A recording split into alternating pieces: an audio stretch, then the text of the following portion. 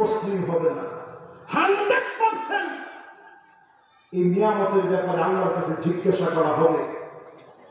যত দিন ঘরে আসতেছে তত দেখবেন জাহেলদের দাম দুনিয়ার ভিতরে বেড়ে যাবে, ঠিক কিনা বলেন? প্রিয় ভাইরা, এর পরের অংশে আছেন নবীজি সাল্লাল্লাহু আলাইহি ওয়াসাল্লাম বলছেন কি কি আযাব আসবে একটু শুনেন। কষ্ট হচ্ছে আপনাদের? মাশাআল্লাহ, আমি বলতে বলতে 11:25 বাজে গেছে, আর মাত্র 25টা মিনিট।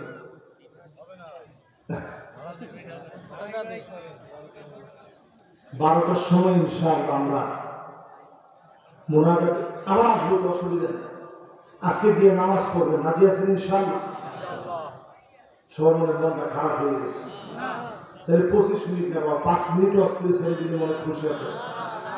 আমি অন্য বক্তাদের মতো আপনারা যতক্ষণ না বলবেন আমি কিন্তু ওয়াজ করে যাব। এখন দেখি কে উঠেছে, দু একজন মনে চিন্তা করে দিয়েছে যে হুজুরে তো যে আলামত দেখতেছি, বাবা একজন পিছনে উঠছেন না, প্রয়োজন তো আমাদেরও আছে, আমরা উঠছি। আমরা ডাইরেক্ট ঢাকা থেকে এসে সরাসরি বসে গেছি। মাশাআল্লাহ, মুরব্বী উঠে দেখতেছি কত বড় সাহস উঠছে তাকে। এবার আপনার আসেন ইনশাআল্লাহ? কি কি শাস্তি আসে একটু শুনে, একটু মিলিয়ে দেখেন শাস্তিগুলো মিলে কি। এই পৃথিবীর ভিতরে শাস্তি আসবে,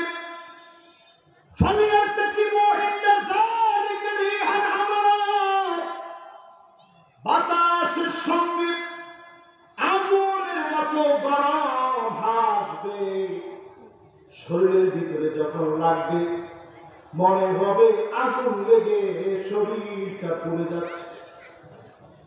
আমার নাতিশীত উষ্ণ বাংলাদেশে কি সুন্দর আবহাওয়া, এই জায়গার ভিতরে 42 ডিগ্রি সেলসিয়াস তাপমাত্রা। এখন প্রায় মনে হয় বাতাসের ভিতরে আগুন গুলা যেন শরীরের ভিতরে রাখতেছে, ঠিক কিনা বলে? এরপর আল্লাহ নবী বলেন খাসফান মাসখাত, খাসফান মাসখাত, এমন সময় আসবে জায়গায় জায়গায় ভূমিকম্প হবে, সারা দুনিয়ার ভিতরে সিরিজ আকারে ভূমিকম্প হবে।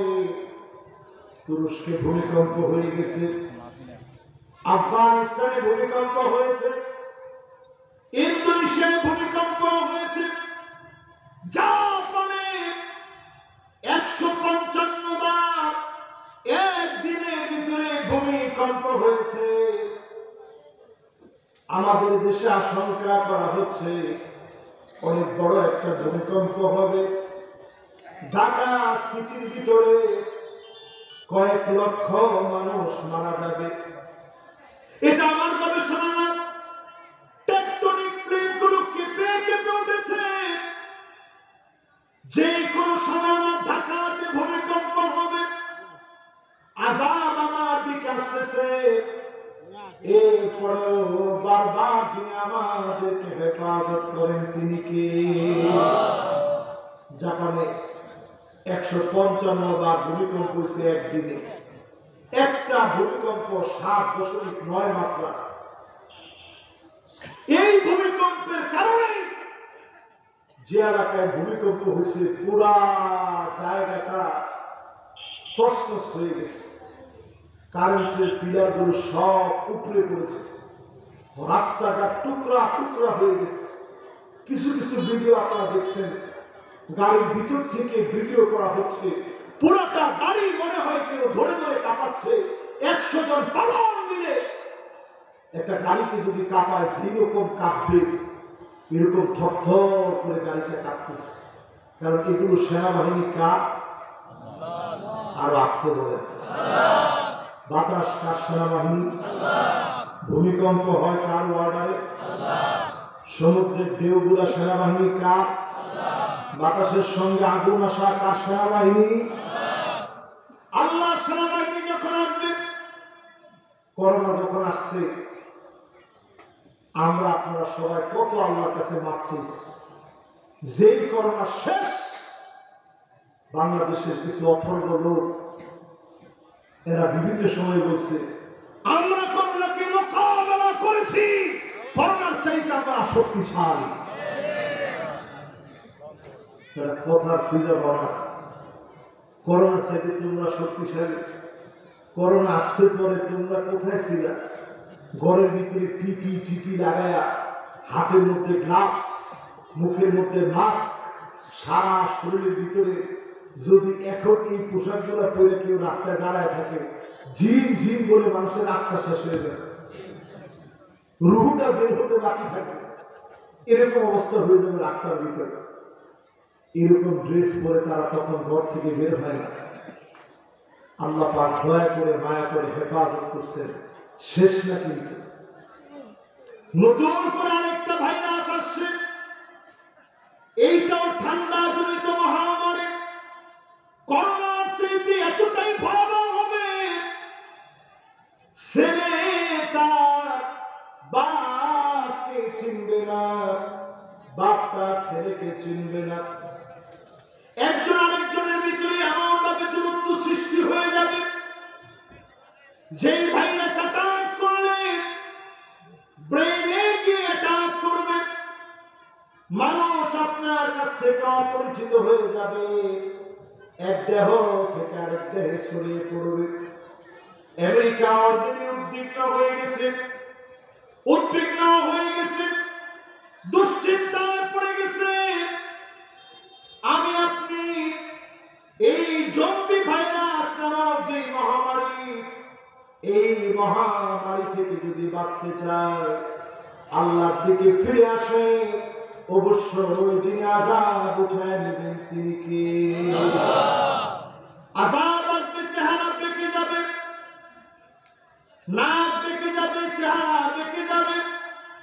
অনেক ফেমাস ব্যক্তির দিকে তাকায় দেখে ঘুম থেকে উঠেছে, হঠাৎ করে চেহারা বিকৃত হয়ে গেছে।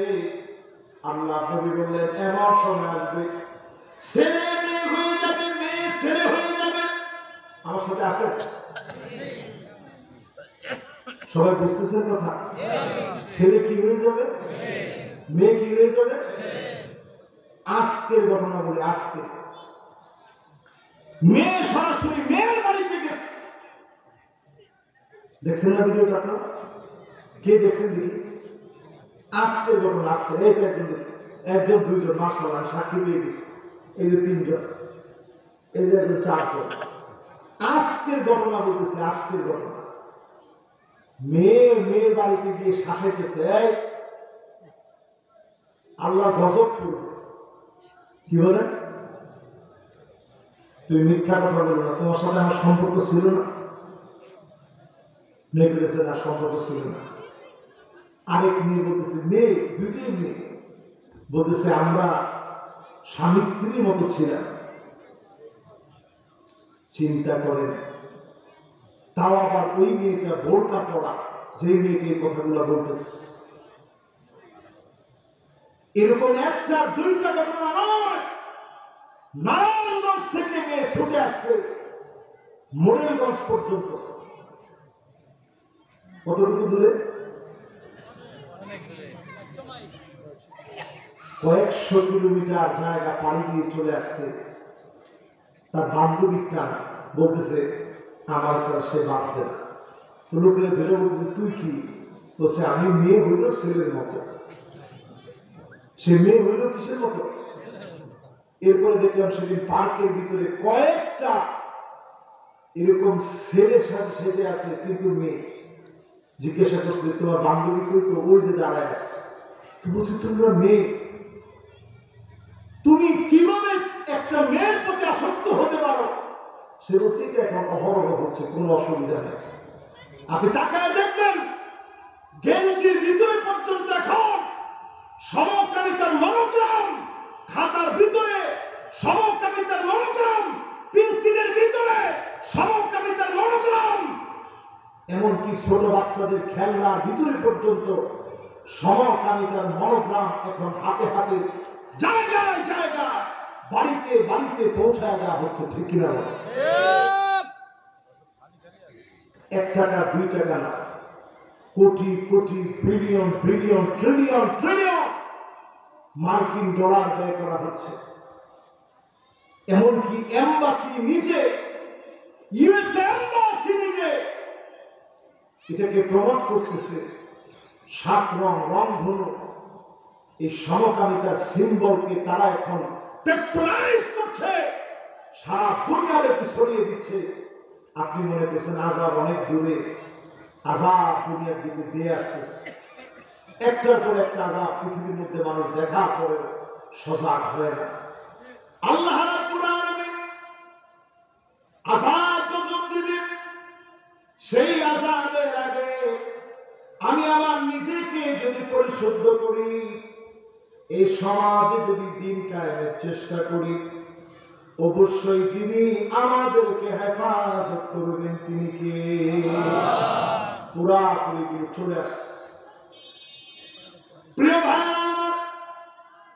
দুনিয়ার জীবনে যারা ভুলে আছে, আল্লাহ কোরআনের আয়াতকে অস্বীকার করে, পরিষ্কার ভাবে আপনাদের জন্য বলি, যিনি অবশ্যই অবশ্যই আপনাকে ভুলে যাবেন তিনি কে? আল্লাহ কাদেরকে ভুলে যাবেন? কয়েকটা শ্রেণীর কথা একটু বলি, কষ্ট হবে না তো?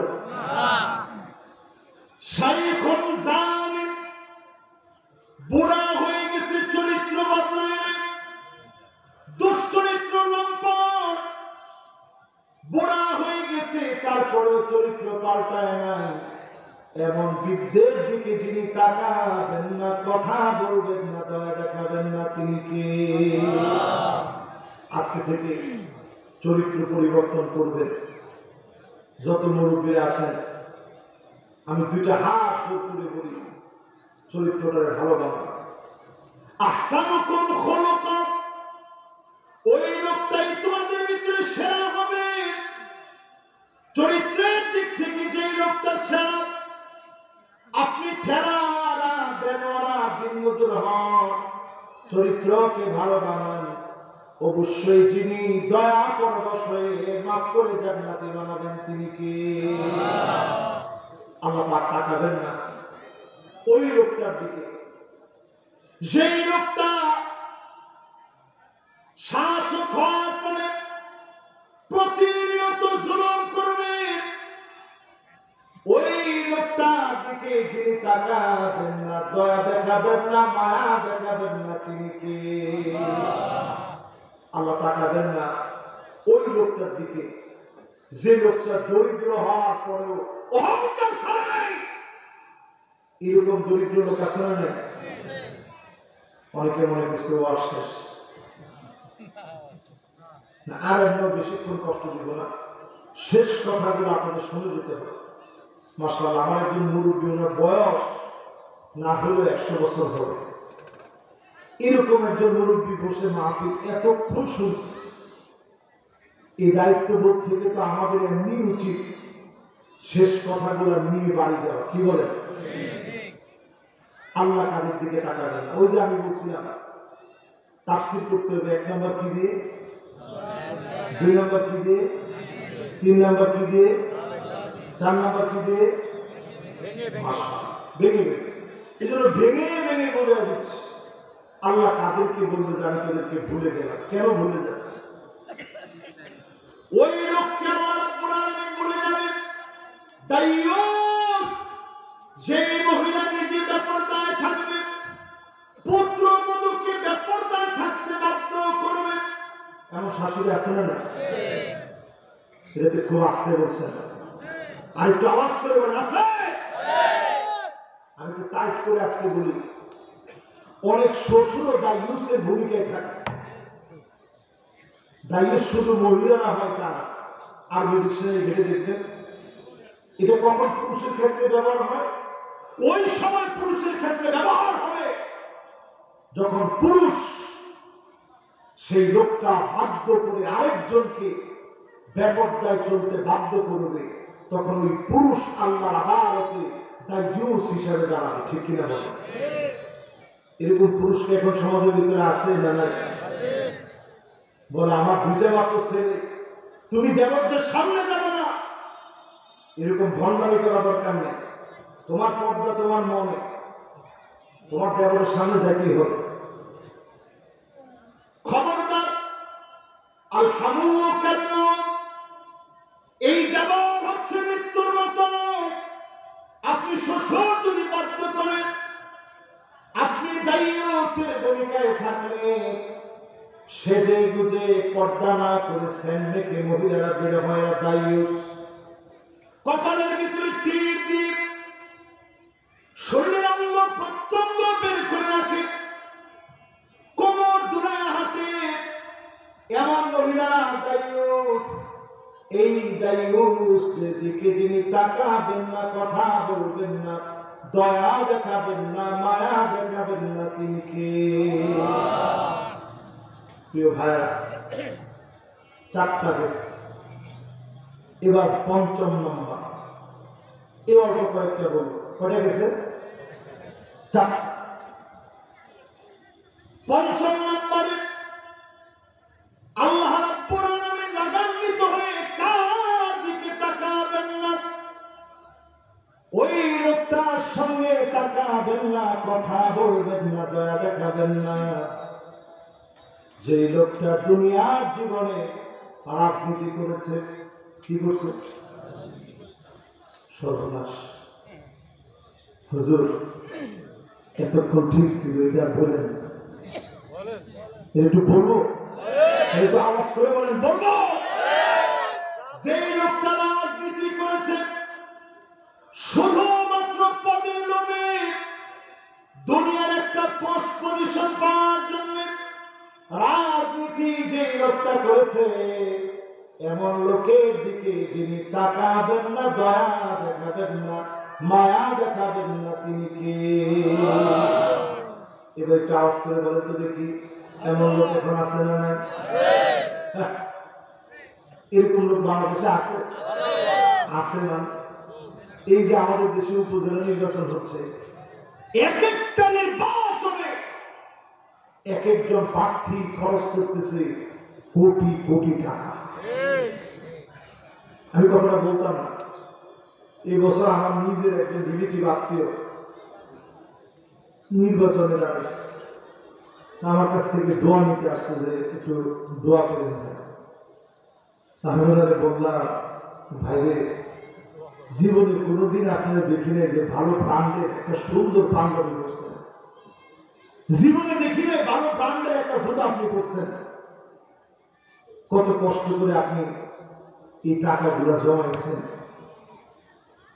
খুব বেশি দান করেন এমনটাও তো আমার মনে হয় না। টাকা এখন ভাঙবেন কোন জায়গায়, আপনি জায়গা পাচ্ছেন না, এই জন্য আপনি এখন উপজেলা নির্বাচনে নামছেন। ঠিকই দেখা গেল কোটিখানিক টাকা ভাঙা শেষ, ফলাফল 0।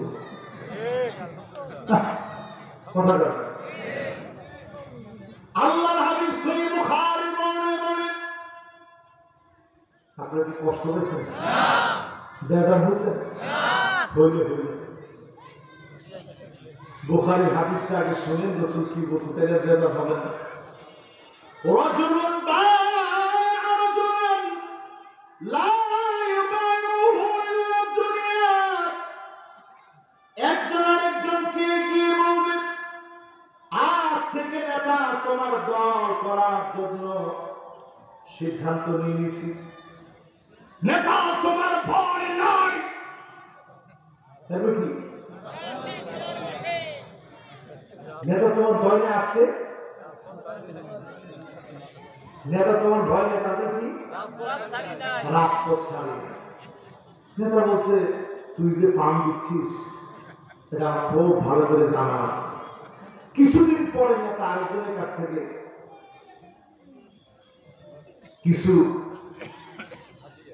হাদিয়া পাওয়া, মানে হাদিয়া বলে আমি হাদিয়া অপমান করতে চাই, কিছু পাওয়ার পরে উপরি সুপুরি, এরকম উপরি সুপুরি কিছু পাওয়ার পরে বাজার কমিটি পদটা দিয়ে দিচ্ছে আরেকজন। এখন ওই লোক এসে বলতেছে, নেতা এতদিন আপনার পিছনে ঘুরলাম, বাজার কমিটির পদটা দিয়েছেন আরেকজন। নেতা তোর দরকার নাই, রাজপথে আর আনন্দ। এইরকম মার্কা রাজনীতি যারা করবে, স্পষ্ট সহিহ বুখারীর হাদিস, সহিহ মুসলিমে হাদিসটা আছে, আল-লু'লু'উল মারজান ফি মাত্তাফাকা আলাইহি শাইখান, এই হাদিস গ্রন্থে হাদিসটা পাবেন। রাসূল বলেছেন, ওয়া ইল্লা লাম ইয়াফি লাহু, যদি খালি পদ না দেয়, নেতার পিছনে আর নাই, এমন রাজনীতি যারা করবে, কিয়ামতের দিন আল্লাহ তাকাবেন না, দয়া দেখাবেন না, মায়া দেখাবেন না, কোথাও পর্যন্ত বলবেন না। আল্লাহ যদি না তাকান, যাওয়ার কোনো জায়গা আছে? এবার বলেন, তাহলে কয়জন আপনারা পদের লোক ছাড়া রাজনীতি করেন? একটু বুকে হাত দিয়ে বলেন তো, রাজনীতি আল্লাহর জন্য করি? দেখেন, আল্লাহ আওয়াজটা একটু আসতে হয়েছে। একজন কোন রকম আল্লাহ ভেবে চিন্তা করছে, মামলা মনে হয় হয়ে গেল। একটু বুকে হাত দিয়ে বলেন যে আল্লাহর জন্য করি। একজন পাশ থেকে বলছে যে করি, তাহলে আল্লাহর জন্য উল্লেখ করতে পারে না। সবাই বলেন তো কার জন্য? আরে সর্বনাশ জাতি, কপালে এত পিঠে আসার পরেও আমরা মুসলমানরা এখনো সহ্য যেতে পারি না। কেমন করে আল্লাহ তাকাবেন আমার দিকে? এরপরে আল্লাহর হাবিব বলেন, কার দিকে আল্লাহ তাকাবেন না, ভুলে যাবেন? ওই মহিলাকে ভুলে যাবেন সারাদিন তার জামায় কষ্ট করেছে, একটুখানি স্ত্রীর মন পাওয়ার জন্য চেষ্টা করল, স্ত্রী মোটেও তার সঙ্গে ভালো ব্যবহার করে না, কোন সময়ের জন্য স্ত্রীর মন পায় না। এমন হতভাগা স্বামী যারা আছে, এমন স্ত্রী গুলার দিকে যিনি তাকাবেন না, কথা বলবেন না, দয়া দেখাবেন না, তিনি কে? আচ্ছা বলেন তো দেখি, এমন স্ত্রী কি আমাদের ঘরে এখন আছে? এরকম মিথ্যা কথা বলেন আছে? এগুলো কেন তৈরি হয়েছে জানেন? হাতে হাতে এখন স্মার্টফোন দিচ্ছেন, দিচ্ছেন কি দিচ্ছেন না? একজনে ঠিক বলছে, ও এখন বিয়েও করে না, কিছু করে না, ও বলছে ঠিক। এবার আপনারা সবাই বলেন তো, কথাটা কি ঠিক? হাতে হাতে কি দিচ্ছেন? এরপরে আপনি নিজে আইলেনা, আইশ্যাডো, আইল্যাশ সব আপনি কিনে দিচ্ছেন। বউ তুমি সাজে বের হও, মানুষ যেন বলতে পারে আমার বউটা কিনা। এরকম সাজগোজ দেওয়ার পরেও আপনার কাছে লজ্জা লাগে না যে মানুষ আপনার স্ত্রীর দিকে তাকাচ্ছে, এক একটা নজর এক একটা তীরের মতো হয়ে বিদ্ধ হচ্ছে, আপনি চোখে দেখতে পাচ্ছেন না দেখে আপনি অনুধাবন করতে পারতেছেন না, ঠিক কিনা? আজকের এই মাহফিল থেকে নিজেকে শুধরে নেন, স্ত্রীকে হাত ধরে বোঝান, এই স্ত্রী যে ব্যাপারটায় চলবে, এই স্ত্রী আপনার জন্য দুনিয়ার সঙ্গী হতে পারে। আপনি নামাজি, আপনি দিনদার, আখিরাতে এমন স্ত্রীকে আপনার সঙ্গিনী যিনি বানাবেন না, তিনি কে? সেদিন লোকটা কান্দে আর বলবে, আল্লাহ কোথায় আমার ছেলে, কোথায় আমার মেয়ে, কোথায় আমার স্ত্রী? সেদিন তাকায় দেখবে ছেলেকে খুঁজে পাচ্ছে না, মেয়েটাকে দেখা যায় না, প্রাণের স্ত্রীকে পায় না। কোথায় বললাম, আল্লাহনা বিহিম যুররিয়াতাহুম, আল্লাহ বলবে ফেরেশতারা, আমার এই গোলামের স্ত্রীকে নিয়ে যাও, ছেলেকে নিয়ে যাও, মেয়েকে নিয়ে যাও। আপনি তাকায়া দেখবেন জাহান্নামের পোশাক ছেলের গায়ে পরানো, জাহান্নামের পোশাক মেয়ের গায়ে জড়ানো। সেদিন বাপ হয়ে আপনি কাঁদবেন আর বলবেন, আল্লাহ আমি তো আমার ছেলেকে ঈমানের পথে ডেকেছি, আল্লাহ পাক নবী কি সার দেন নাই? নবী হওয়ার পরেও নূহ আলাইহিস সালামকে জানাই দিলেন, ইন্নাহু আমালুন গায়রু সালিহ,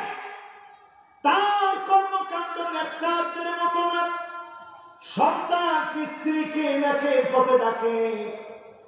আখিরাতে সঙ্গিনী বানাতে চাইলে দুনিয়াতে হালাল খান কম খান, স্ত্রীকে বোঝান, ছেলে মেয়েকে বোঝান, ফলশ্রুতিতে যিনি আপনার আমার জান্নাতের সঙ্গিনী হবে, যিনি সঙ্গিনী বানায় ছেলে মেয়েকে নিয়ামতে পরিপূর্ণ করে জান্নাত দিবেন, তিনি কে? শেষ কথা বলি, সেই জান্নাতের ভিতরে সেদিন মানুষ যখন ঢুকবে, আল্লাহ পাক নিজে একদিন একটা ফল দিয়ে দাওয়াত দিবে। জোরে করে আল্লাহু আকবার। জান্নাতের ভিতরে ফল খাইতে থাকবে। এক একটা ফল কেমন হবে?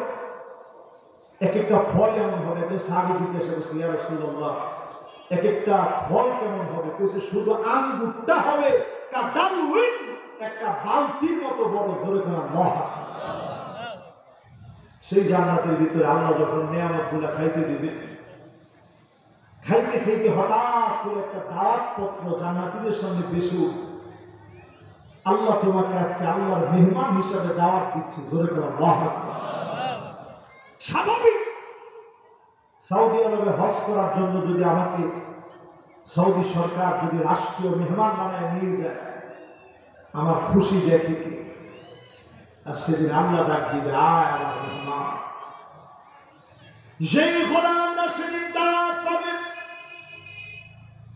আল্লাহ রাব্বুল আলামিন উপর থেকে সালাম দিবেন, সালামুন কওলাম মির রাব্বির রাহিম।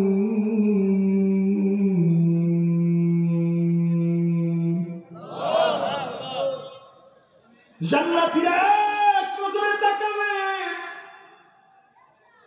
আমার মওলা আজিমের সালাম।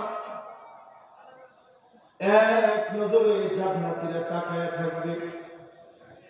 আল্লাহ সেদিন একটা ডাক দিয়ে বলবে, ওয়ামতাজুল ইয়াউমা আইয়ুহাল মুজরিমুন।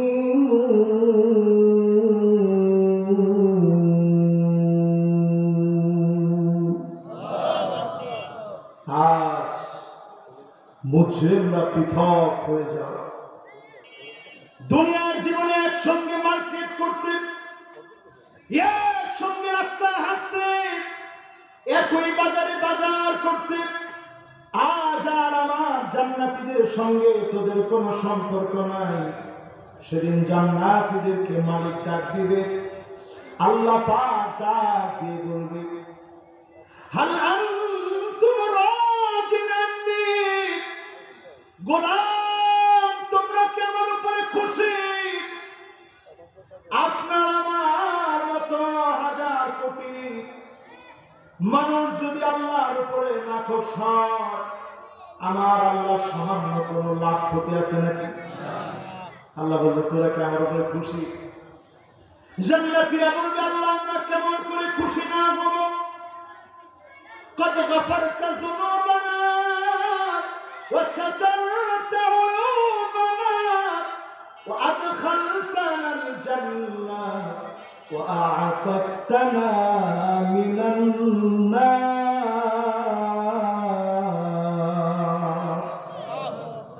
আল্লাহ সব দিয়েছেন, কেমন করে খুশি না হই? সব আল্লাহ দিয়েছেন, আমরা খুশি। আল্লাহ বলবে, ইবাদি সালুনি উতিকুম, চাও চাও, কিছু একটা চাও, আমি আল্লাহ দিতে বড় ভালো লাগে। সেদিন বান্দারা বলবে, আল্লাহ সব তো দিয়েছে, জাহান্নাম থেকে মাফ করেছেন, জান্নাত দিয়েছেন, গুনাহগুলো গোপন করে দিয়েছে, আমাদের তাওবাগুলো কবুল করেছেন, আর কি চাইবো? সব তো দিলে।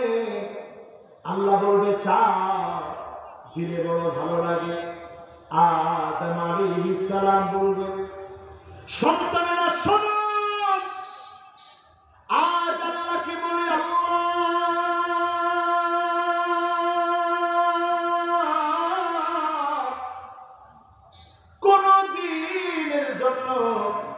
রাগ করে জান্নাত থেকে বের করে দিয়েন না। যেই মাত্র আপনি জান্নাতি লোক হয়ে কথা মালিককে বলবেন, আমার আল্লাহ ডাক দিয়ে বলবে উহিল্লু আলাইকুম রিদওয়ানি ফালা আসখাতু আলাইকুম বা'দাহু আবাদা। গোলাম যাও যাও,